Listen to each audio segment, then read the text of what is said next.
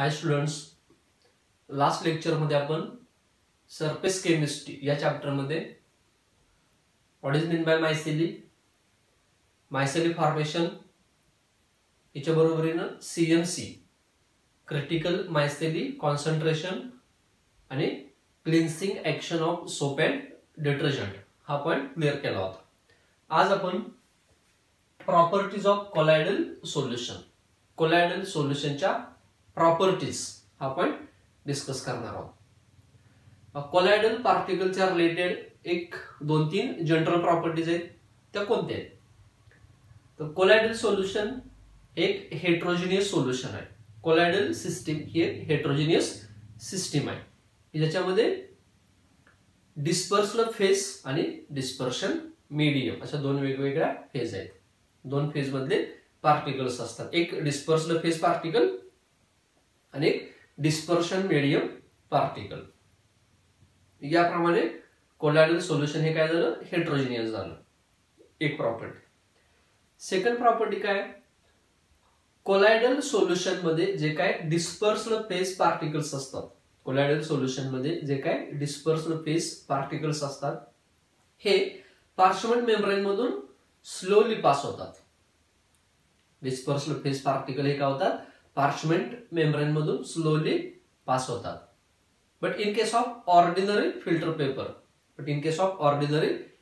Paper हेच dispersed phase particle काय होतात? रॅपिडली पास होतात. म्हणजेच आपण असं म्हणू की ऑर्डिनरी फिल्टर पेपर मधून डिस्पर्स्ड फेज पार्टिकल काय होतात? इझिली पास होतात. But in case of parchment membrane हे सहजासहजी पास होत नाहीत. म्हणजेच अगदी कशी होतील? स्लोली पास होतात. लक्षात आलं? आणि चौथी जी प्रॉपर्टी आहे ती अतिशय महत्वाची आहे. कोणती? कोलॉइडल पार्टिकल्स ज्याच्यामध्ये काय डिस्पर्स्ड फेज पार्टिकल्स असतील हे अल्ट्रा मायक्रोस्कोपच्या साहाय्यानं डिटेक्ट केले जाऊ शकत नाहीत. लक्षात आलं? म्हणजे कोलॉइडल सोल्युशन मध्ये जे काय डिस्पर्स्ड फेज पार्टिकल्स असतील हे अल्ट्रा मायक्रोस्कोपच्या साहाय्यानं डिटेक्ट केले जाऊ शकत नाहीत. म्हणजे याचं डिटेक्शन केलं जाऊ शकत नाही. लक्षात आलं? या झाल्या जनरल प्रॉपर्टीज कशाच्या? कोलॉइडल सोल्युशनच्या. ओके. पण याच्यावर क्वेश्चन विचारला जात नाही. याच्यावर मॅक्सिमम 2 मार्काचा क्वेश्चन विचारला जाऊ शकतो, पण थेअरीसाठी म्हणजे आपल्याला कॉम्पिटिटिव्हच्या रिलेटेड बघायचं आहे याच्यामध्ये ते थोडं वेगळं आहे. त्या थोड्या वेगळ्या प्रॉपर्टीज आहेत. त्या कोणत्या प्रॉपर्टीज आहेत? तर त्यामध्ये पहिली प्रॉपर्टी आहे कॉलिगेटिव्ह प्रॉपर्टी. 12th स्टँडर्ड साठी कॉलिगेटिव्ह प्रॉपर्टी हा वर्ड ओळखीचा आहे, पण 11th साठी थोडा तो नवीन आहे. ओके. तर पहिली कोलॉइडल सोल्युशनची पहिली प्रॉपर्टी काय? कॉलिगेटिव्ह प्रॉपर्टी एक. दुसरी प्रॉपर्टी आहे ऑप्टिकल प्रॉपर्टी. दुसरी कोणती आहे? Optical property. ऑप्टिकल प्रॉपर्टीच्या अंडर आपल्याला 2 पाहिजे आहेत. एक टिंडाल इफेक्ट आणि दुसरा आहे colour. Tyndall effect and colour. याच्या बरोबर थर्ड कायनेटिक प्रॉपर्टी किंवा मेकॅनिकल प्रॉपर्टी. याच्यामध्ये आपल्याला ब्राउनियन मुवमेंट हा पॉइंट डिस्कस करायचा आहे. टिंडाल इफेक्ट आणि ब्राउनियन मुवमेंट हे दोन्ही पॉइंट मे बी तुम्हाला 10th मध्ये झाले असतील. ब्राउनियन मुवमेंट आणि टिंडाल इफेक्ट हे पॉइंट मे बी तुम्हाला 10th मध्ये झालेले असू शकतात.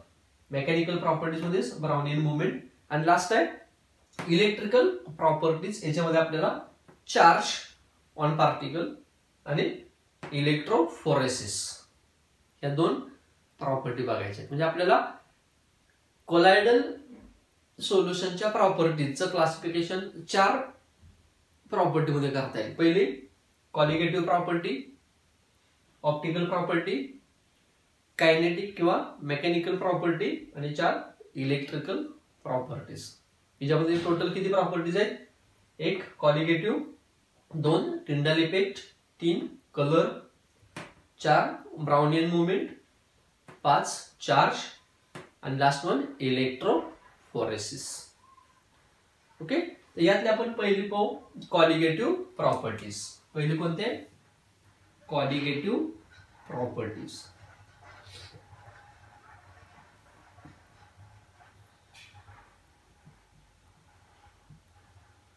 बा इथं जो वर्ड कॉलिगेटिव्ह आहे, कॉलिगेटिव्ह हा वर्ड ग्रीक वर्ड कॉलिगेटस पासून डिराइव्ह झाला आहे. Colligative means collected property. The word colligative is derived from the Greek word colligatus, meaning collected together. Collected together.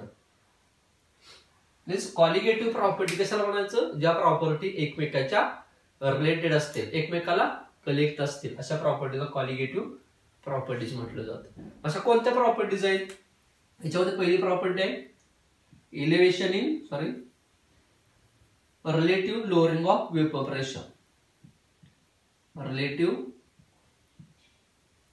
lowering of vapor pressure. 2. Elevation in boiling point. Elevation in boiling point. 3. Depression in freezing point. Depression in freezing point. And last one is osmotic pressure. Osmotic pressure. तो colligative properties कशाला म्हणायचं आहे, ज्या property एकमेकाच्या related असतील त्यांना colligative properties असं म्हटलं जातं. कॉलिगेटिव्ह प्रॉपर्टी किती आहेत? 4 आहेत. 1 lowering of vapor pressure, 2 elevation in boiling point, 3 depression in freezing point आणि 4 osmotic pressure. तर जसं की आपलं कोलॉइडल सोल्युशन आहे, कोलॉइडल सोल्युशन मध्ये 2 फेज आहेत, एक डिस्पर्स्ड फेज आणि एक डिस्पर्शन मीडियम. डिस्पर्शन मीडियम म्हणजे एक प्युअर सॉल्व्हंट असतो. डिस्पर्शन मीडियम म्हणजे काय असतो? Pure solvent. असं कन्सिडर करा की तो डिस्पर्शन मीडियम म्हणजे सॉल्व्हंट हा आपला काय? वॉटर आहे. सॉल्व्हंट हा काय आपला? वॉटर आहे. ओके. वॉटरच्या रिलेटेड काहीतरी काय असेल, त्याचा वेपर प्रेशर असेल, त्याचा काय असेल? वेपर प्रेशर असेल, त्याचा बॉइलिंग पॉइंट असेल, त्याचा फ्रीजिंग पॉइंट असेल, व त्याचा ऑस्मॉटिक प्रेशर असेल. त्याचा काय असेल? ऑस्मॉटिक प्रेशर असेल.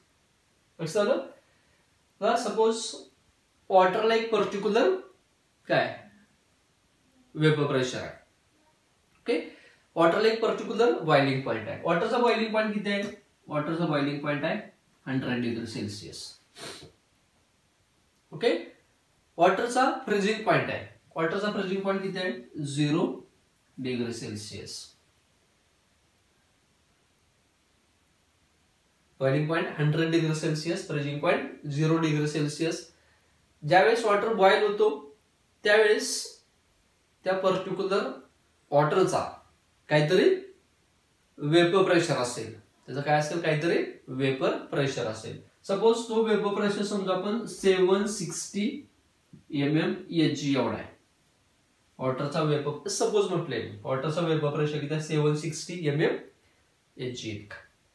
कसं हे झालं प्युअर सॉल्व्हंटच्या रिलेटेड. म्हणजे प्युअर सॉल्व्हंटचा वेपर प्रेशर एवढा आहे, बॉइलिंग पॉइंट एवढा आहे, फ्रीजिंग पॉइंट एवढा आहे, त्याचं काहीतरी ऑस्मॉटिक प्रेशर असेल. ओके. आता colligative property. Okay. Colligative property म्हणजे काय?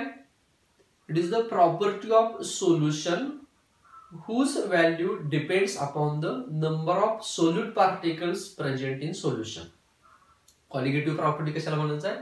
Colligative property is the property of solution whose value depends upon the number of solute particles present in solution. Solution मध्ये सोल्यूट पार्टिकल्स किती आहेत याच्यावरती डिपेंड असते. Okay. जर आपण या वॉटर मध्ये हा एक प्युअर सॉल्व्हंट आहे, एक डिस्पर्शन मीडियम आहे, याच्यामध्ये जर आपण काय केलं? एक इलेक्ट्रोलाइट ऍड केला. काय केलं? एक इलेक्ट्रोलाइट ऍड केला. ओके. हे काय केला? इलेक्ट्रोलाइट ऍड केला. जर आपण याच्यामध्ये इलेक्ट्रोलाइट ऍड केला तर काय होईल? सोल्युशन मध्ये पार्टिकलची संख्या वाढायला लागेल. सोल्युशन मध्ये पार्टिकलची संख्या काय होईल, सोल्यूट पार्टिकल ऍड केल्यामुळे काय होईल, सोल्युशन मध्ये पार्टिकलची संख्या वाढायला लागेल. ओके बा, जर आपण याच्यामध्ये सपोज एक इलेक्ट्रोलाइट आहे, कोणता आहे, NaCl आहे, NaCl ऍड केला. याच्यामध्ये आपण NaCl ऍड केल्याबरोबर, याच्यामध्ये NaCl ऍड केल्याबरोबर सोल्युशन मध्ये काय होते, पार्टिकलची संख्या वाढत लागते. सोल्युशन मध्ये पार्टिकलची संख्या काय होते, वाढायला लागते. सोल्युशन मध्ये पार्टिकलची संख्या वाढली की काय होतं, सोल्युशन मध्ये पार्टिकलची संख्या वाढली की काय होतं, या सोल्युशनचा बॉइलिंग पॉइंट वाढतो. बॉइलिंग पॉइंट वाढतो. तो सपोज बॉइलिंग पॉइंट होतो 101 डिग्री सेल्सिअस, म्हणजे बॉइलिंग पॉइंट काय झाला, वाढला. कोणाचा, सोल्युशनचा. बा, प्युअर सॉल्व्हंट वॉटरचा बॉइलिंग पॉइंट किती होता, 100 डिग्री सेल्सिअस. 100 डिग्री सेल्सिअसला वॉटर बॉइल होत होतं. पण आपण याच्यामध्ये आता काय केलंय, नॉन ओलाटाईल सोल्यूट ऍड केलाय. नॉन ओलाटाईल सोल्यूट ऍड केलाय की ज्याच्यामुळे सोल्युशनचा बॉइलिंग पॉइंट काय झाला, वाढला. सोल्युशनचा बॉइलिंग पॉइंट वाढला. याच्या बरोबरीनं सोल्युशनचा फ्रीजिंग पॉइंट कमी होतो. सोल्युशनचा फ्रीजिंग पॉइंट कमी होतो. सपोज तो झाला -1.3 डिग्री सेल्सिअस. याच्यामध्ये इलेक्ट्रोलाइट ऍड केल्यामुळे, नॉन वॉलाटाईल इलेक्ट्रोलाइट ऍड केल्यामुळे काय झालं, सोल्युशनचा बॉइलिंग पॉइंट वाढला, फ्रीजिंग पॉइंट कमी झाला. याच्या बरोबरीने जो वेपर प्रेशर आहे, तो वेपर प्रेशर पण काय होतो, कमी होतो, लोअर होतो. सपोज तो झाला 755 mmHg. हे बघा काय झालं, या प्युअर सॉल्व्हंट मध्ये म्हणजेच डिस्पर्शन मीडियम मध्ये आपण काय केला, इलेक्ट्रोलाइट ऍड केला. म्हणजे काय ऍड केली, डिस्पर्स्ड फेज ऍड केली. डिस्पर्शन मीडियम मध्ये आपण काय केली, डिस्पर्स्ड फेज ऍड केली की ज्याच्यामुळे काय झालं, सोल्युशन तयार झालं. पहिला सॉल्व्हंट होता, डिस्पर्स्ड फेज म्हणजे सोल्यूट पार्टिकल ऍड केल्यानंतर काय तयार झालं, सोल्युशन तयार झालं की ज्या सोल्युशनमुळे, ज्या सोल्युशनचा बॉइलिंग पॉइंट काय झाला, वाढला. बॉइलिंग पॉइंट काय झाला, वाढला. बॉइलिंग पॉइंट वाढणं, बॉइलिंग पॉइंट इन्क्रीज होणं, यालाच इलेव्हेट होणं असं म्हटलं जातं. यालाच काय म्हटलं जातं, इलेव्हेट होणं. म्हणजेच नॉन वॉलाटाईल सोल्यूट ऍड केल्यामुळं सोल्युशनचा बॉइलिंग पॉइंट काय झाला, वाढला. मग त्याला काय म्हणायचं, इलेव्हेशन इन बॉइलिंग पॉइंट. याला काय म्हणायचं, इलेव्हेशन इन बॉइलिंग पॉइंट, कारण बॉइलिंग पॉइंट वाढला. फ्रीजिंग पॉइंट काय झाला, फ्रीजिंग पॉइंट काय झाला, कमी झाला. फ्रीजिंग पॉइंट काय झाला, कमी झाला. म्हणजे प्युअर वॉटर कितीला फ्रीज होत होतं, 0 डिग्री सेल्सिअसला फ्रीज होत होतं. पण याच्यामध्ये नॉन वॉलाटाईल सोल्यूट ऍड केल्यामुळे ते आता 0 डिग्रीला फ्रीज होणार नाही. तर वॉटर किती डिग्री सेल्सिअसला फ्रीज होईल, -1.3 डिग्री सेल्सिअसला फ्रीज होईल. किंवा ते -1 ला फ्रीज होईल, -2 ला फ्रीज होईल, पण 0 ला फ्रीज होणार नाही. त्याचा फ्रीजिंग पॉइंट काय झाला, कमी झाला, डिप्रेस झाला. लक्षात आलं, फ्रीजिंग पॉइंट डिप्रेस झाला, फ्रीजिंग पॉइंट कमी झाला. याला म्हणायचं आहे depression in freezing point. Depression in freezing point. याच्या बरोबरीनं वेपर प्रेशर काय झाला, कमी झाला. वेपर प्रेशर कमी झाला, लोअर झाला. वेपर प्रेशर काय झाला, कमी झाला, म्हणजेच लोअर झाला. याला म्हणायचं लोअरिंग ऑफ वेपर प्रेशर. याला काय म्हणायचं, लोअरिंग ऑफ वेपर प्रेशर. आणि याच्या बरोबरीनच नॉन वॉलाटाईल सोल्यूट ऍड केल्यामुळे सोल्युशनचा ऑस्मॉटिक प्रेशर काय होतो, वाढतो. ऑस्मॉटिक प्रेशर काय होतो, वाढतो. म्हणजे चौथी प्रॉपर्टी आहे ऑस्मॉटिक प्रेशर. म्हणजे बा, प्युअर सॉल्व्हंट मध्ये जर तुम्ही नॉन वॉलाटाईल सोल्यूट ऍड केला, प्युअर सॉल्व्हंट मध्ये जर नॉन वॉलाटाईल सोल्यूट ऍड केला तर काय होतं, सोल्युशन, जे सोल्युशन तयार झालं त्या सोल्युशनचा बॉइलिंग पॉइंट वाढतो. त्याला इलेव्हेशन इन बॉइलिंग पॉइंट म्हणायचं. फ्रीजिंग पॉइंट कमी होतो, त्याला डिप्रेशन इन फ्रीजिंग पॉइंट म्हणायचं. वेपर प्रेशर कमी होतो, त्याला लोअरिंग ऑफ वेपर प्रेशर म्हणायचं. आणि ऑस्मॉटिक प्रेशर वाढतो, तो ऑस्मॉटिक प्रेशर झाला. लक्षात आलं, या 4 क्वालिटेटिव्ह प्रॉपर्टीज आहेत. ओके, तर या ज्या क्वालिटेटिव्ह प्रॉपर्टीज आहेत, या सर्व ज्या काय क्वालिटेटिव्ह प्रॉपर्टीज आहेत, या कॉलिगेटिव्ह प्रॉपर्टी कशावर डिपेंड आहेत? जसं की आपण डेफिनेशन मध्ये म्हटलं, what is colligative property? It is the property of solution whose value depends upon the number of solute particles present in solution. Suppose याप्रमाणे एक सोल्युशन आहे, इथे एक सोल्युशन आहे, इथे एक सोल्युशन आहे, इथे एक सोल्युशन आहे. तर 3 सोल्युशन दिलेले आहेत. ओके, या 3 सोल्युशन मध्ये पहिल्या सोल्युशन मध्ये एक याप्रमाणे किती पार्टिकल? 6 पार्टिकल आहेत. इथं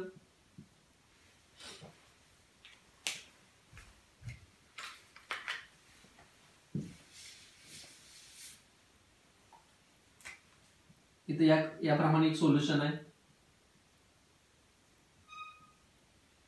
याच्यामध्ये पार्टिकलची संख्या काय झाली? वाढली. 3 आणि 3 6 2 8 पार्टिकल्स आहेत. आणि आपण इथे एक सोल्युशन दाखवतो, या सोल्युशन मध्ये काय पार्टिकलची संख्या आणखी वाढली. बा याप्रमाणे हे 3 सोल्युशन आहेत. याच्यामध्ये पार्टिकल किती आहेत? सपोज 6 आहेत. याच्यामध्ये पार्टिकल किती आहेत? सपोज 8 आहेत. याच्यामध्ये किती आहेत? 11 आहेत.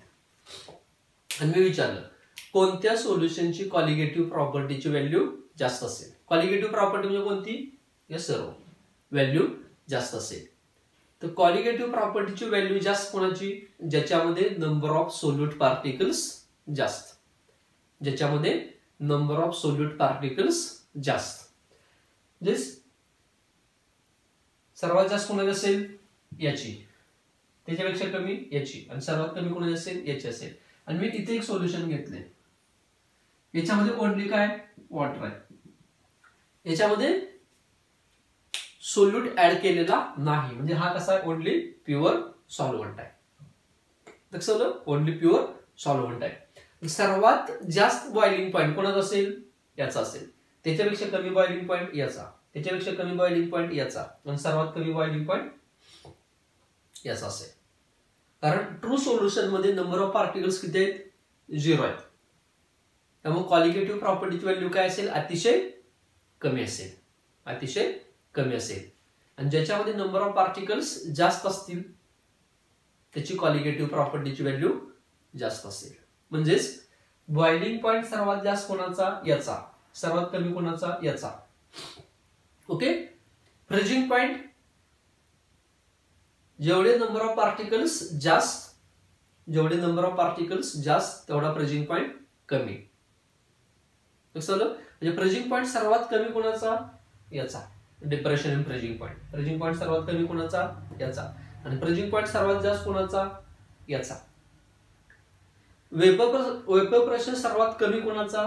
याचा. Lowering of vapour pressure. Vapour pressure सर्वात कमी कोणाचा? याचा. वेपर प्रेशर सर्वात जास्त कोणाचा? याचा. ऑस्मॉटिक प्रेशर सर्वात जास्त कोणाचा? याचा. ऑस्मॉटिक प्रेशर सर्वात कमी कोणाचा? प्युअर सॉल्व्हंटचा. लक्षात आलं? ऑस्मॉटिक प्रेशर आणि बॉइलिंग पॉइंट, ऑस्मॉटिक प्रेशर आणि इलेव्हेशन इन बॉइलिंग पॉइंट हे जास्त कोणाचे असतात? ज्याच्यामध्ये नंबर ऑफ सोल्यूट पार्टिकल्स जास्त. लक्षात आलं? आणि फ्रीजिंग पॉइंट आणि वेपर प्रेशर हे कमी कोणाचे असतात? ज्याच्यामध्ये नंबर ऑफ सोल्यूट पार्टिकल्स जास्त. आणि डिप्रेशन इन फ्रीजिंग पॉइंट जास्त कुठं? जिथं नंबर ऑफ सोल्यूट पार्टिकल्स जास्त. लोअरिंग ऑफ वेपर प्रेशर जास्त कुठं? जिथं नंबर ऑफ सोल्यूट पार्टिकल्स जास्त. कारण फ्रीजिंग पॉइंट ही प्रॉपर्टी आहे आणि डिप्रेशन इन फ्रीजिंग पॉइंट ही कॉलिगेटिव्ह प्रॉपर्टी आहे.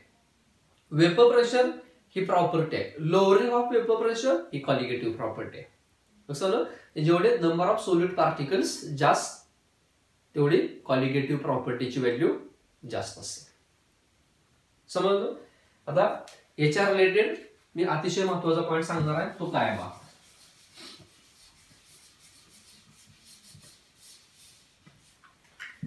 याप्रमाणे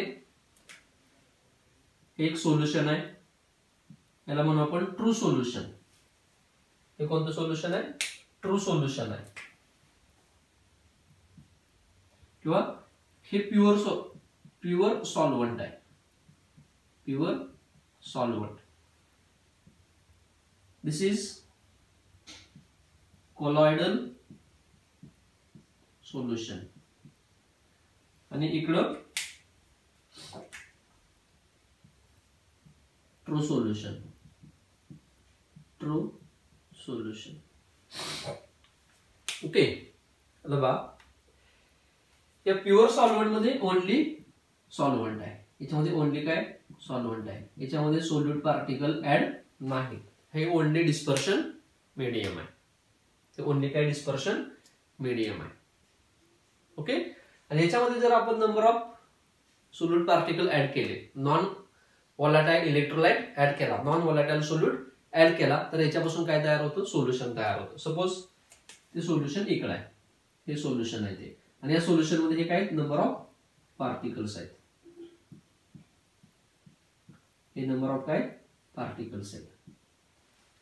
okay, this is pure solvent and this is true solution. Okay, colloidal solution मध्ये काय होतं, डिस्पर्शन मीडियम मध्ये जे काय डिस्पर्स्ड फेस पार्टिकल्स आहेत हे काय होतात, एकमेकाच्या कॉन्टॅक्ट मध्ये येतात. आपण मायसेली मध्ये पाहिलेलं आहे, मायसेली फॉर्मेशन मध्ये. कोलायडल सोल्युशन मध्ये काय होतं, जे काय डिस्पर्स्ड फेस पार्टिकल्स आहेत हे काय होतात, एकमेकाच्या कॉन्टॅक्ट मध्ये येतात, एकमेकाच्या कॉन्टॅक्ट मध्ये येतात, आणि याच्यापासून काय होतं, कोलायडल पार्टिकलची निर्मिती होते, कोलायडल पार्टिकल्स तयार होतात. म्हणजेच जर आपण प्युअर सॉल्व्हंट आणि ट्रू सोल्युशन पाहिलं तर नंबर ऑफ सोल्यूट पार्टिकल्स जास्त कुठे आहेत, ट्रू सोल्युशन मध्ये. ओके, म्हणजेच प्युअर सॉल्व्हंट पेक्षा ट्रू सोल्युशनचा बॉइलिंग पॉईंट काय असेल, जास्त असेल, म्हणजे इलेव्हेशन इन बॉइलिंग पॉईंट काय असेल, जास्त असेल. पण ट्रू सोल्युशन आणि कोलायडल सोल्युशन हे जर पाहिलं आपण तर काय असेल, सपोज या ट्रू सोल्युशन मध्ये 100 पार्टिकल्स आहेत. किती पार्टिकल्स आहेत, 100 पार्टिकल्स आहेत. तर कोलायडल सोल्युशन मध्ये काय होईल, या 100 पार्टिकल्स पैकी काय होतील, 2 पार्टिकल एकत्र येतील आणि याच्यापासून एक कोलायडल पार्टिकल तयार होईल. कोलायडल सोल्युशन मध्ये काय होईल, याच्यातल्या 2 पार्टिकल्स एकत्र येतील आणि याच्यापासून काय होईल, एक पार्टिकल तयार होईल. म्हणजे इथं कोलायडल सोल्युशन मध्ये पार्टिकलची जी संख्या असेल, ती पार्टिकलची संख्या कशी असेल, कमी असेल as compare to true solution. आणि 2 पार्टिकल जर एकत्र येऊन कोलायडल पार्टिकल तयार होत असेल तर इथं असणाऱ्या पार्टिकलची संख्या किती असेल, 50 असेल. किती असेल, 50 असेल. आता बघा मग pure solvent, colloidal solution, true solution. Pure solvent मध्ये पार्टिकल्स नाहीत, कोलायडल सोल्युशन मध्ये 50 पार्टिकल्स आहेत, ट्रू सोल्युशन मध्ये 100 पार्टिकल्स आहेत. मग मला सांगा बॉइलिंग पॉइंट सर्वात जास्त कोणाचा, प्युअर सॉल्व्हंट, कोलायडल सोल्युशन आणि ट्रू सोल्युशन, बॉइलिंग पॉइंट सर्वात जास्त कोणाचा, कोणाचा, ट्रू सोल्युशनचा. त्याच्यापेक्षा कमी कोणाचा, कोलायडल सोल्युशनचा. त्याच्यापेक्षा कमी कोणाचा, प्युअर सॉल्व्हंटचा. लक्षात आलं, म्हणजेच जी क्वालिटेटिव्ह प्रॉपर्टीची व्हॅल्यू असेल, क्वालिटेटिव्ह प्रॉपर्टीची जी व्हॅल्यू असेल ती सर्वात जास्त कोणाची असेल, ट्रू सोल्युशनची. आणि ट्रू सोल्युशन पेक्षा थोडी कमी कोणाची असेल, कोलायडल सोल्युशनची. का, कारण क्वालिटेटिव्ह प्रॉपर्टी ही नंबर ऑफ पार्टिकल्सवर डिपेंड असते आणि कोलायडल सोल्युशन मध्ये पार्टिकलची संख्या ही ट्रू सोल्युशन पेक्षा कंपॅरेटिव्हली कमी असते. म्हणून कोलायडल सोल्युशनची क्वालिटेटिव्ह प्रॉपर्टीची व्हॅल्यू काय असते, कंपॅरेटिव्हली ट्रू सोल्युशन पेक्षा कमी असते. म्हणजेच फॉर एक्झाम्पल कोलायडल सोल्युशनचा lowering of vapour pressure true solution पेक्षा कसा असेल, जास्त असेल. सॉरी, कोलायडल सोल्युशनचा लोअरिंग ऑफ वेपर प्रेशर हा ट्रू सोल्युशन पेक्षा कसा असेल, कमी असेल. लोअरिंग ऑफ वेपर प्रेशर म्हणतो मी, लोअरिंग ऑफ वेपर प्रेशर कसा असेल, ट्रू सोल्युशन पेक्षा कमी असेल. After then elevation in boiling point, colloidal सोल्युशनचा इलेव्हेशन इन बॉइलिंग पॉइंट हा सुद्धा कसा असेल, ट्रू सोल्युशन पेक्षा कमी असेल. Depression in freezing point comparatively कमी असेल. ऑस्मोटिक प्रेशर कंपॅरेटिव्हली कमी असेल. कोणाचा, कोलायडल सोल्युशनचा. कोणापेक्षा, ट्रू सोल्युशन पेक्षा. पण कोलायडल सोल्युशनचा फ्रीजिंग पॉइंट, आता मी डिप्रेशन म्हणत नाही, फ्रीजिंग पॉइंट, कोलायडल सोल्युशनचा बॉइलिंग पॉइंट, कोलायडल सोल्युशनचा बॉइलिंग पॉइंट ट्रू सोल्युशन पेक्षा कसा असेल, कमी असेल.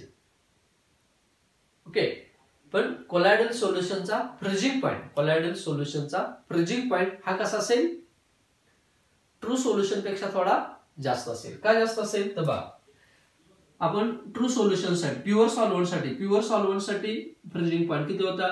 0 डिग्री सेल्सिअस होता. जेवढे नंबर ऑफ पार्टिकल्स जास्त तेवढा फ्रीजिंग पॉईंट कमी झाला, म्हणजे डिप्रेस झाला. म्हणजे ट्रू सोल्युशन साठी तो आपण किती घेतला होता? -1.3 डिग्री सेल्सिअस. कारण पार्टिकलची संख्या जास्त असल्यामुळे फ्रीजिंग पॉईंट काय झाला? अतिशय कमी झाला. कितीवर गेला? -1.3 वर गेला. पण कोलॉइडल सोल्युशन मध्ये पार्टिकलची संख्या कमी असल्यामुळे फ्रीजिंग पॉईंट जास्त खाली जाणार नाही. म्हणजे तो किती असेल? सपोज -0.7 डिग्री सेल्सिअस आहे. आता या दोघांचं जर कंपॅरिझन केलं तर फ्रीजिंग पॉईंट जास्त कुठे आहे? ट्रू सोल्युशन मध्ये का कोलॉइडल सोल्युशन मध्ये? कोलॉइडल सोल्युशनचा किती आहे? -0.7 आणि याचा किती आहे? -1.3 डिग्री सेल्सिअस. म्हणजे freezing point, depression in freezing point म्हणत नाही मी, फ्रीजिंग पॉईंट हा जास्त मिळतो. कुठे मिळतो? कोलॉइडल सोल्युशन मध्ये as compared to true solution. लक्षात. आणि बॉइलिंग पॉईंट जर पाहिलं तर याचा बॉइलिंग पॉईंट किती होता? 100 डिग्री सेल्सिअस. याचा बॉइलिंग पॉईंट किती होता? 101 डिग्री सेल्सिअस. पार्टिकलची संख्या जास्त असल्यामुळे बॉइलिंग पॉईंट 1 डिग्रीनं वाढला. कोलॉइडल सोल्युशन मध्ये पार्टिकलची संख्या कमी असल्यामुळे तो काय होईल? सपोज 100.6 डिग्री सेल्सिअस येतो, 101 डिग्री सेल्सिअस नाही.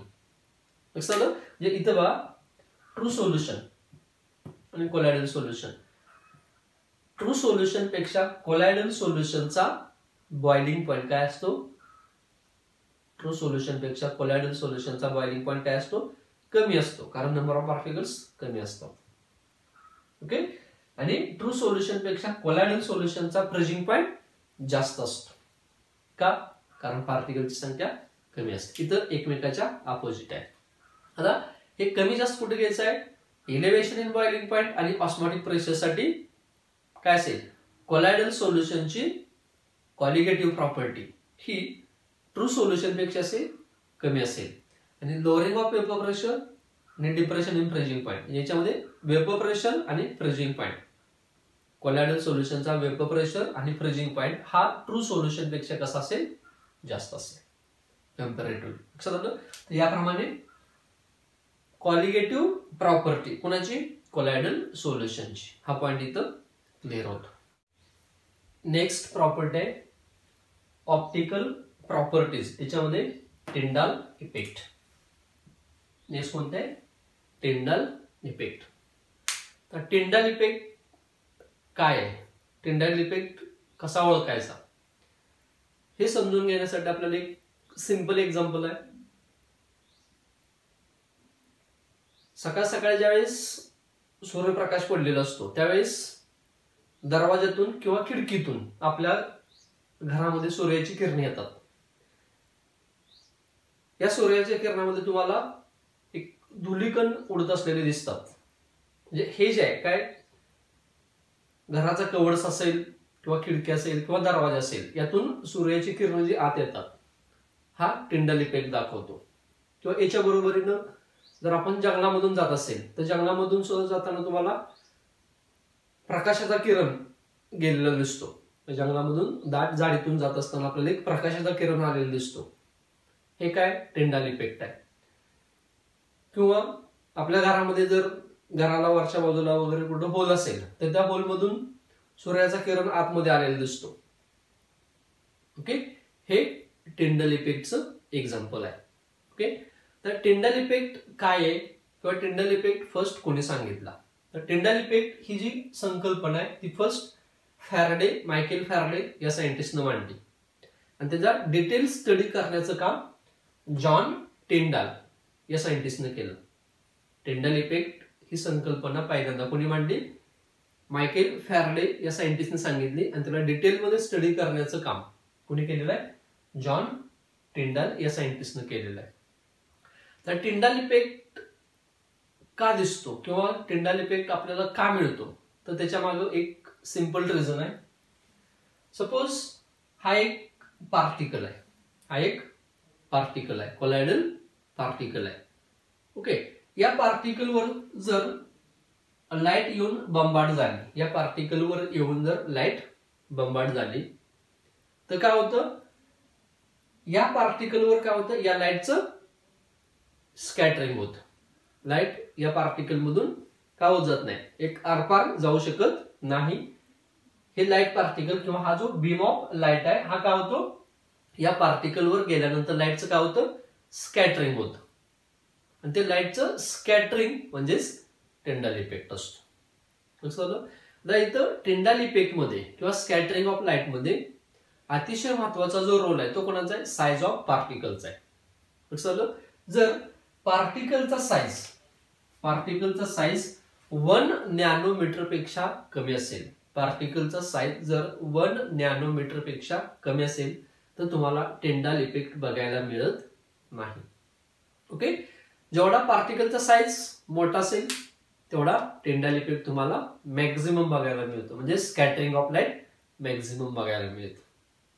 लक्षात टिंडल इफेक्टचे एक्झाम्पल काय सांगितलं आपण, काय असेल, खिडकीतून येणारा प्रकाशाचा किरण असेल किंवा दरवाजातून येणारा प्रकाशाचा किरण असेल किंवा जंगलातील झाडीतून जाताना येणारा जी प्रकाशाची किरण आहे त्याच्यामध्ये आपल्याला टिंडल इफेक्ट बघायला मिळतो. ओके, टिंडल इफेक्ट जो डिपेंड आहे तो कशावर डिपेंड आहे, साईज ऑफ पार्टिकल. पार्टिकलचा साईज 1 नॅनोमीटर पेक्षा जर कमी असेल तर इथं लाईटचं स्कॅटरिंग होत नाही, लाईटचं स्कॅटरिंग होत नाही, त्यामुळे टिंडल इफेक्ट बघायला मिळत नाही. मात्र जर पार्टिकलचा साईज 1 नॅनोमीटर पेक्षा जास्त असेल तर लाईटचं स्कॅटरिंग होतं आणि टिंडल इफेक्ट बघायला मिळतो. ओके, तर हे जर आपल्याला एक्झाम्पल घ्यायचं असेल तर एक्झाम्पल मध्ये काय सांगायचं आहे बघा, सपोज एक ग्लासचा बीकर घ्या, एक ग्लासचा बीकर घ्या आणि याच्यामध्ये काय करा, ओनली पाणी घ्या, प्युअर सॉल्व्हेंट घ्या किंवा याच्यामध्ये थोडं NaCl ऍड करा. जर पाण्यामध्ये तुम्ही NaCl ऍड केलं तर हे काय होईल, NaClचं सोल्युशन होईल.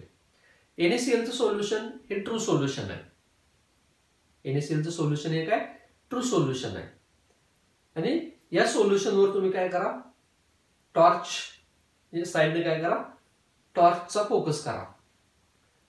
तर या सोल्युशन मधून जो काय टॉर्चचा प्रकाश आहे, लाईट आहे, ही आरपार जाते, पण त्या सोल्युशन मधून लाईटचा जो वे आहे, मार्ग आहे, तो आपल्याला दिसत नाही.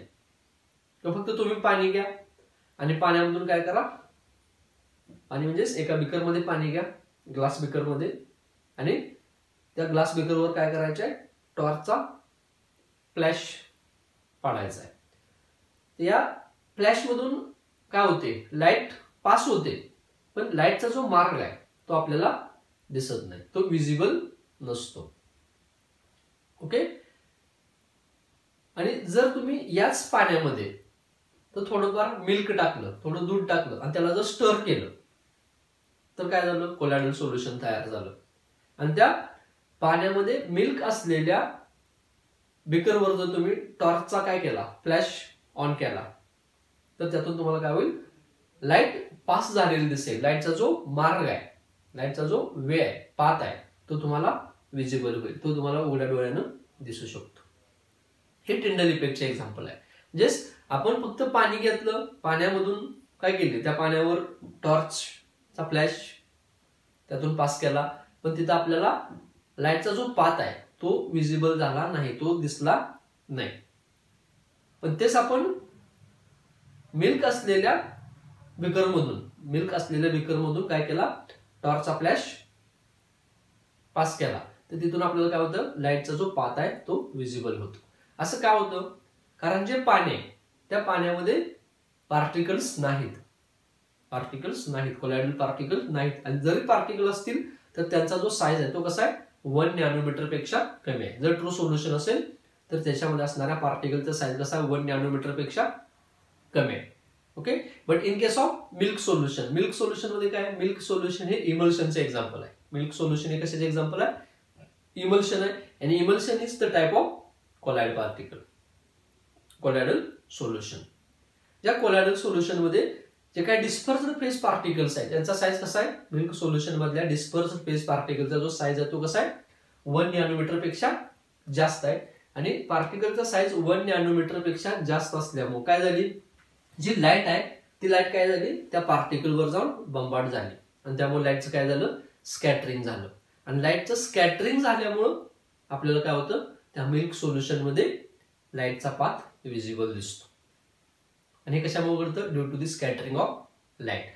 आणि याच्यामुळे जो इफेक्ट घडतो या इफेक्टला काय म्हटलं जातं, टिंडल इफेक्ट म्हटलं जातं. की जो इफेक्ट फर्स्ट कोणी सांगितला, मायकेल फॅराडे या सायंटिस्टने सांगितला आणि त्याला पुढं त्याचा डिटेलमध्ये स्टडी करण्याचं काम कोणी केलं आहे, जॉन टिंडल या सायंटिस्टने केलेलं आहे. लक्षात आलं, तर सिंपल आहे. टिंडल इफेक्ट काय की किंवा तो कसा तयार होतो किंवा तो कसा दिसतो आपल्याला. ओके, नेक्स्ट टिंडल इफेक्टच्या रिलेटेड ज्या काही गोष्टी आहेत, टिंडल इफेक्ट तुम्हाला कधी बघायला मिळू शकतो, तर त्याच्या रिलेटेड 2 अतिशय महत्वाच्या गोष्टी आहेत, त्या तुम्ही लिहून घ्यायच्या आहेत. पहिली गोष्ट कोणती आहे, diameter of dispersed phase particle. Diameter of dispersed phase particle should not much smaller than the wavelength of light. हे जी काय वेवलेंथ ऑफ लाईट आहे, वेवलेंथ ऑफ लाईट पेक्षा जर डिस्पर्स्ड फेस पार्टिकलचा साईज जर कमी असेल, डिस्पर्स्ड फेस पार्टिकलचा साईज जर वेवलेंथ ऑफ लाईट पेक्षा कमी असेल तर तुम्हाला टिंडल इफेक्ट दिसणार नाही. म्हणजे टिंडल इफेक्ट जर दिसायचा असेल तर डिस्पर्स्ड फेस पार्टिकलचा जो साईज आहे तो कसा असायला पाहिजे, वेवलेंथ ऑफ लाईट पेक्षा जास्त असायला पाहिजे. Diameter of dispersed phase particle should not much smaller than the wavelength of light used. जी लाईट यूज केलेली आहे त्याची जी काय वेवलेंथ आहे त्या वेवलेंथ ऑफ लाईट पेक्षा डिस्पर्स्ड फेस पार्टिकलचा साईज स्मॉल असायला नको आहे. आणि दुसरी गोष्ट, refractive index of dispersed phase and dispersion medium differ greatly in magnitude. Dispersed phase आणि डिस्पर्शन मीडियम यांचे रिफ्रॅक्टिव्ह इंडायसेस म्हणजे रिफ्रॅक्टिव्ह इंडेक्स यांचा जेवढा काय असेल जास्त असेल, यातला जो डिफरन्स आहे तो डिफरन्स जेवढा जास्त असेल, जेवढा डिफरन्स जास्त असेल रिफ्रॅक्टिव्ह इंडेक्स मधला कोणाच्या, dispersed phase and dispersion medium, तेवढा तुम्हाला टिंडल इफेक्ट जास्त बघायला मिळेल. लक्षात आलं, जर डिस्पर्स्ड फेस आणि डिस्पर्शन मीडियम याच्या रिफ्रॅक्टिव्ह इंडेक्स मध्ये जर जास्त डिफरन्स नसेल तर तुम्हाला टिंडल इफेक्ट बघायला मिळणार नाही. टिंडल इफेक्ट साठी 2 कंडिशन अतिशय महत्वाचे आहेत. एक, डिस्पर्स्ड फेस पार्टिकलचा साईज वेवलेंथ ऑफ लाईट पेक्षा कमी असायला नाही पाहिजे. आणि दुसरी गोष्ट, डिस्पर्स्ड फेस पार्टिकल आणि डिस्पर्शन मीडियम याचे जे रिफ्रॅक्टिव्ह इंडेक्स आहेत, रिफ्रॅक्टिव्ह इंडायसेस आहेत, याच्यामधला डिफरन्स मॅक्झिमम असायला पाहिजे. लक्षात आलं, हा झाला टिंडल इफेक्ट. तर टिंडल इफेक्टचं यूज काय, टिंडल इफेक्टचं ऍप्लिकेशन काय. तर टिंडल इफेक्ट मध्ये आपण काय सांगू शकतो, एक सोल्युशन आहे, एक ट्रू सोल्युशन आहे आणि एक कोलॉइडल सोल्युशन आहे. ओके, तर या दोन्हीपैकी कोलॉइडल सोल्युशन कोणतं हे जर आपल्याला ओळखायचं असेल तर काय करा, दोन्ही सोल्युशनवर टॉर्चचा फ्लॅश मारा. ज्या सोल्युशन मधून लाईटचा पाथ विजिबल होईल ते कोलॉइडल सोल्युशन असेल, ज्यातून लाईटचा पाथ विजिबल होणार नाही ते कसं असेल, ट्रू सोल्युशन असेल. तेच ट्रू सोल्युशन आणि कोलॉइडल सोल्युशनचं डिटेक्शन करण्यासाठी टिंडल इफेक्टचा यूज केला जातो. टिंडल इफेक्टच्या सहाय्याने आपण कोलॉइडल सोल्युशन आणि ट्रू सोल्युशन डिटेक्ट करू शकतो. ओके, दुसरा यूज आहे झिग्मॉन्डी या सायंटिस्टनं 1903 मध्ये टिंडल इफेक्टचा यूज करून एक ॲपॅरेटस तयार केलं. त्या ॲपॅरेटसला अल्ट्रा मायक्रोस्कोप असं म्हटलं जातं. झिग्मॉन्डी या सायंटिस्टनं टिंडल इफेक्टचा यूज करून 1903 मध्ये काय केलं, एक ॲपॅरेटस यूज केलं, त्याला अल्ट्रा मायक्रोस्कोप म्हटलं जातं. ओके, आणि त्या अल्ट्रा मायक्रोस्कोप खाली जाऊन कोलॉइडल सोल्युशन धरलं एका बीकर मध्ये आणि त्या कोलॉइडल सोल्युशन मध्ये अल्ट्रा मायक्रोस्कोपच्या पाहताना त्याला असं दिसून आलं की जे काही कोलॉइडल पार्टिकल्स आहेत ते कोलॉइडल पार्टिकल्स न दिसता, त्याचा साईज शेप न दिसता फक्त ते कशाप्रमाणे दिसले, ब्राईट स्टार्स प्रमाणे दिसले. म्हणजे फक्त ब्राईट स्टार दिसले. हे जे काही ब्राईट स्टार दिसले ते काय होतं, स्कॅटरिंग ऑफ लाईट होतं. ओके, पण त्या अल्ट्रा मायक्रोस्कोपच्या साह्यानं झिग्मॉन्डीला त्या कोलॉइडल पार्टिकलचा साईज किंवा त्याचा जो शेप आहे तो सांगता आला नाही. म्हणजे अल्ट्रा मायक्रोस्कोपच्या साह्यानं आपण कोलॉइडल पार्टिकलचा साईज शेप सांगू शकत नाही. लक्षात, फक्त अल्ट्रा मायक्रोस्कोपच्या साह्याने झिग्मॉन्डीला काय दिसलं, जे काही कोलॉइडल पार्टिकल्स होते ते फक्त ब्राईट स्टार्स प्रमाणे दिसले त्या मायक्रोस्कोप मधून, याच्यापेक्षा वेगळं काही मिळालेलं नाही. तर याप्रमाणे टिंडाल इफेक्ट साठीच्या कंडिशन आणि टिंडाल इफेक्टचे ऍप्लिकेशन. ओके, नेक्स्ट प्रॉपर्टी आहे colour of colloidal solution. Colloidal सोल्युशनचा जो कलर आहे, हा कोलॉइडल सोल्युशनचा कलर हा याच्यामध्ये असणारे जे डिस्पर्स्ड फेज पार्टिकल्स आहेत, या डिस्पर्स्ड फेज पार्टिकलचा साईज, त्याचं नेचर आणि याच्या बरोबरीने या डिस्पर्स्ड फेज पार्टिकल वर येऊन जे लाईट स्कॅटर होणार आहे, या लाईटची वेव्हलेंथ याच्यावर डिपेंड असतो. ओके, तर बा फर्स्ट काय म्हणते, colour of colloidal solution is depends on the wavelength of light scattered by dispersed particle. कशावर डिपेंड आहे, colour of colloidal solution is depends on the wavelength of light scattered by dispersed particle. Then second, it is also depends on the size and nature of dispersed phase particle. Colloidal solution मध्ये जे काही dispersed phase particles आहेत, या dispersed phase particleचं nature कसं आहे किंवा या पार्टिकलचा size कसा आहे याच्यावर सुद्धा त्या सोल्युशनचा कलर डिपेंड असतो. फॉर एक्झाम्पल गोल्ड सोल आहे, गोल्ड सोल आहे. गोल्ड सोल मध्ये आपण इथं पार्टिकल पाहतोय, या सोल कोलॉइडल सोल्युशन मध्ये जे पार्टिकल्स आहेत, या पार्टिकलचा जो साईज आहे तो कसा आहे, व्हेरी स्मॉल आहे. इथं त्याच्यापेक्षा साईज कसा आहे, लार्ज आहे. इथं त्याच्यापेक्षा लार्ज आहे आणि इथं very large dispersed phase particles आहेत. जस जसा साईज ऑफ पार्टिकल चेंज होईल तसं गोल्ड सोलचा जो कलर आहे, गोल्ड कोलॉइडल सोल्युशन आहे गोल्डचं, त्याचा कलर आहे तो काय होणार आहे, चेंज होणार आहे. लक्षात, इथं जर पाहिलं तुम्ही तर तुम्हाला इथं रेड कलर बघायला मिळेल. इथं डिस्पर्स्ड फेज पार्टिकलचा जो साईज आहे तो कसा आहे, अतिशय स्मॉल आहे. इथं कोणता कलर बघायला मिळेल, रेड. आफ्टर देन पार्टिकलची साईज वाढली का काय होतो, पर्पल. हा कलर काय होईल, पर्पल मध्ये कन्वर्ट होईल. म्हणजे पार्टिकलची साईज वाढली की रेड कलरचं कन्वर्जन पर्पल मध्ये होईल. आफ्टर देन आणखी जर पार्टिकलचा साईज वाढला तर तो काय होईल, ब्ल्यू होतो. तो कसा होतो, ब्ल्यू होतो. मग पर्पलचा काय होईल, ब्ल्यू कलर होईल. आणि पार्टिकलची साईज जर आणखी वाढली तर सोल्युशनचा जो कलर आहे तो कसा होता, गोल्डन कलरचं सोल्युशन होतं. कसं होतं, गोल्डन कलरचं सोल्युशन होतं, येलोविश सोल्युशन दिसतं. जस जसा पार्टिकलचा साईज वाढत जाईल तस तसं काय होईल, गोल्ड सोल्युशन म्हणजे जे कोलॉइडल सोल्युशन आहे त्या कोलॉइडल सोल्युशनचा कलर काय होतो, चेंज होतो. कसं, पहिली गोष्ट जी वेव्हलेंथ यूज केली, लाईट यूज केली, त्या लाईटची वेव्हलेंथ काय आहे याच्यावर डिपेंड. आणि दुसरा, कोलॉइडल सोल्युशन मध्ये जे काय डिस्पर्स्ड फेज पार्टिकल्स आहेत की ज्याच्यावर येऊन लाईट स्कॅटर होते, त्या पार्टिकलची साईज कशी आहे याच्यावर सुद्धा कोलॉइडल सोल्युशनचा कलर डिपेंड असतो. याच्या बरोबरीनं डायरेक्शन, कसं, डायरेक्शन वर सुद्धा डिपेंड असतो. म्हणजे आपण त्या सोल्युशनला कोणत्या बाजूने पाहतोय. जर ज्या बाजूनं सोल्युशन मधून काय होते, लाईट रिफ्लेक्ट होते, त्या बाजून जर पाहिलं, म्हणजे ज्या बाजून लाईट जाते सोल्युशन मध्ये, बीम ऑफ लाईट पास होतोय, त्या बाजून जर पाहिलं तर तुम्हाला काय होईल, सोल्युशन ब्ल्यू कलरचं दिसेल. सोल्युशन कोणत्या कलरचं दिसेल, ब्ल्यू कलर्स. म्हणजे जो लाईट रिफ्लेक्ट होते त्या बाजून जर तुम्ही सोल्युशन पाहिलं तर सोल्युशनचा कलर कसा दिसेल, ब्ल्यू दिसेल. आणि ज्या बाजून लाईट ट्रान्समिट होते, म्हणजे अगदी समोरून जर पाहिलं, म्हणजे जिकडून लाईट पास केली त्याच्या समोरून जर पाहिलं, म्हणजे लाईट ज्या बाजून ट्रान्समिट होते त्या बाजून जर पाहिलं तर सोल्युशनचा कलर रेड दिसेल. हे तुम्ही सोल्युशनला कोणत्या बाजून पाहताय त्याच्यावर सुद्धा डिपेंड आहे की सोल्युशनचा कलर कसा असेल.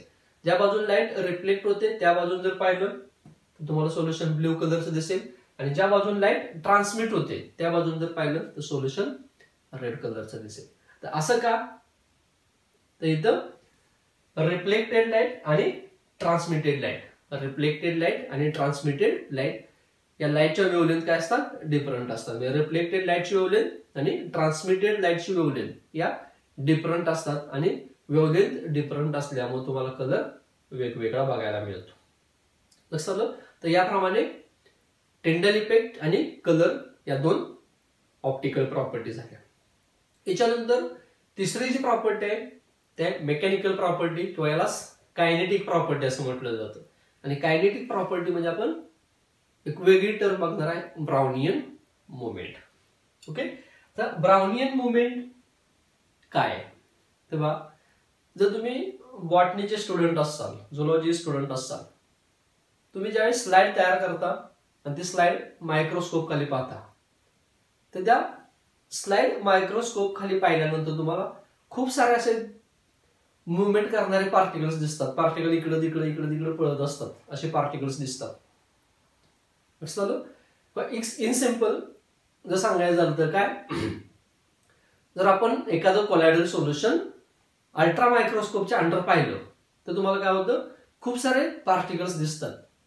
इथे पार्टिकल्स झिगझॅग मोशन मध्ये इकडे तिकडे काय असतात, पळत असतात. आणि हे प्रथम कुणी शोधून काढलं, ब्रिटिश बॉटनिस्ट रॉबर्ट ब्राउन शोधून काढलं. ब्रिटिश बॉटनिस्ट रॉबर्ट ब्राउननं कोलॉइडल सोल्युशन अल्ट्रा मायक्रोस्कोप खाली पाहिल्यानंतर त्याला असं दिसून आलं की याच्यामध्ये असणारे जे डिस्पर्स्ड फेस पार्टिकल्स आहेत ते काय होतात, इकडे तिकडे झिगझॅग मोशन मध्ये पळत आहेत. आणि त्यालाच त्यानं नाव दिलं, काय नाव दिलं, ब्राउनियन मुवमेंट. म्हणजे जी पार्टिकलची मोशन आहे त्या मोशनला नाव दिलं, काय नाव दिलं, ब्राउनियन मोशन किंवा ब्राउनियन मुवमेंट. रॉबर्ट ब्राउनच्या नावावरून ब्राउनियन मुवमेंट हे नाव पडलं. ओके. आता या पार्टिकलला डिस्पर्स्ड फेस पार्टिकलला, आता ऍक्च्युअल मध्ये डिस्पर्स्ड फेस पार्टिकल्सची मोशन नसते, ते नंतर सांगणार आहे, पण आपल्याला ते पळाल्यासारखे दिसतात, त्यांची मोशन मुवमेंट झाल्यासारखे दिसते. ही जी काय मोशन असेल, ही जी काय मुवमेंट असेल, ही मुवमेंट कशावर डिपेंड असते, डिस्पर्स्ड फेस पार्टिकल आणि त्या डिस्पर्शन मीडियमची विस्कोसिटी. ही जी काय मोशन असेल, कोलॉइडल पार्टिकलची जी काय मोशन असेल ही कशावर डिपेंड आहे, डिस्पर्स्ड फेस पार्टिकल आणि डिस्पर्शन मीडियमची विस्कोसिटी. जेवढे डिस्पर्स्ड फेस पार्टिकल स्मॉल, जेवढे डिस्पर्स्ड फेस पार्टिकल स्मॉल आणि विस्कोसिटी कमी, विस्कोसिटी कमी आणि डिस्पर्स्ड फेस पार्टिकल जेवढे स्मॉल असतील तेवढी मोशन काय असेल, जास्त असेल. समजतंय बा, जेवढी डिस्पर्स्ड फेस पार्टिकलची साईज काय असेल, स्मॉल असेल आणि डिस्पर्शन मीडियमची विस्कोसिटी कमी असेल तेवढी मुवमेंट काय असणार आहे, जास्त असणार आहे. लक्षात आलं. ऍक्च्युअल मध्ये ब्राउनियन मुवमेंट कशामुळे येते, ब्राउनियन मुवमेंट कशामुळे मिळते, तेव्हा जे काही कोलॉइडल सोल्युशन आहे या कोलॉइडल सोल्युशन मध्ये डिस्पर्स्ड फेस पार्टिकल हे स्टेडी असतात. डिस्पर्स्ड फेस पार्टिकल हे काय असतात, स्टेडी असतात. मुवमेंट कुणाची होते, मुवमेंट होते डिस्पर्शन मीडियम पार्टिकलची. डिस्पर्शन मीडियम म्हणजे काय, तो सॉल्व्हंट असतो, आणि सॉल्व्हंटचे जे काय मॉलिक्युल्स आहेत हे सॉल्व्हंटचे मॉलिक्युल्स काय असतात, गॅस मॉलिक्युल प्रमाणे असतात, ते इकडे तिकडे पळत असतात. त्यांना एक खूप मोशन असते, रॅन्डम मोशन मध्ये ते इकडे तिकडे पळत असतात. आणि ज्यावेळेस तो डिस्पर्शन मीडियमचा पार्टिकल म्हणजे solvent particle dispersion medium particle ज्यावेळेस डिस्पर्स्ड फेस पार्टिकल वर येऊन आदळतो, बंबार्ड होतो, त्यावेळेस तो डिस्पर्स्ड फेस पार्टिकल काय होतो, एका मोशन पुढे जातो. लक्षात आलं. म्हणजे ऍक्च्युअल डिस्पर्स्ड फेस पार्टिकलची मुवमेंट होत नाही, ही मुवमेंट कोणाची असते, डिस्पर्शन मीडियम पार्टिकलची असते, सॉल्व्हंट मॉलिक्युलची मुवमेंट असते. हे सॉल्व्हंट मॉलिक्युल मुवमेंट करत असतात, त्यांच्या त्या मोशन मध्ये ते काय होतात, डिस्पर्स्ड फेस पार्टिकल वर येऊन काय होतात, कोलाइड होतात. आणि त्यामुळे डिस्पर्स्ड फेस पार्टिकल काय होतात, एका झिगझॅग मोशन मध्ये इकडे तिकडे मूव्ह झालेले दिसतात. त्यालाच ब्राउनियन मुवमेंट म्हटलं जातं. म्हणजे ब्राउनियन मुवमेंटसाठी जे रिस्पॉन्सिबल आहे ते रिस्पॉन्सिबल कोण आहे? डिस्पर्शन मीडियम पार्टिकल किंवा सॉल्व्हंट मोलिक्युल्स असतात की त्या सॉल्व्हंट मोलिक्युलच्या मुवमेंटमुळे काय होतं? डिस्पर्शन फेज पार्टिकल मूव्ह होत असतात. लक्षात. तर याप्रमाणे कोलॉइडल सोल्युशन प्रॉपर्टीज मध्ये कॉलिगेटिव्ह प्रॉपर्टी, ऑप्टिकल प्रॉपर्टी मध्ये टिंडाल इफेक्ट अँड कलर, आणि मेकॅनिकल किंवा कायनेटिक प्रॉपर्टी मध्ये ब्राउनियन मोशन. ओके, हे पॉइंट आपण कव्हर केले. नेक्स्ट लेक्चर मध्ये इलेक्ट्रिकल प्रॉपर्टीज, याच्यामध्ये चार्ज अँड इलेक्ट्रोफोरेसिस हा पॉइंट कव्हर केला जाईल.